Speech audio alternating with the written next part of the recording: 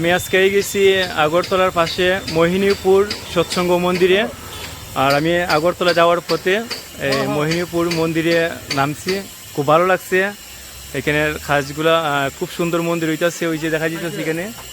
আর আমার শ্রদ্ধেয় ঋত্বিক দেবতা ওই তাই ওইখানে আছে।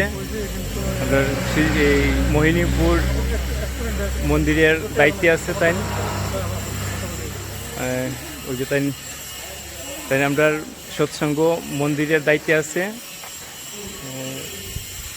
আপনি একটু কিছু কইনি আমরা আজকে এই দাদারা আসে শিলচর থেকে, যে রাস্তা থেকে মন্দিরটা দেখে এত ভালো লাগছে।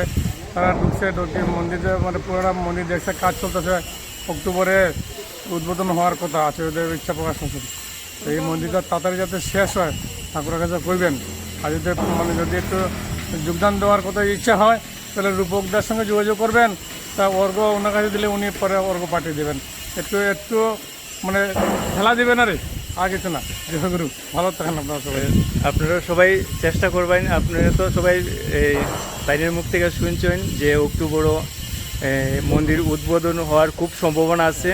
আর মন্দিরের কাজও খুব তাড়াতাড়িভাবে চলছে, খুব ভালো লাগছে দেখিয়া। আপনারা সবাই আইবেন আর যতটুকু পারবেন আপনারাও চেষ্টা করবেন। আর আমি তো আজকে তাইনের সঙ্গে যতটুকু পারি আমিও চেষ্টা করবো আর কি।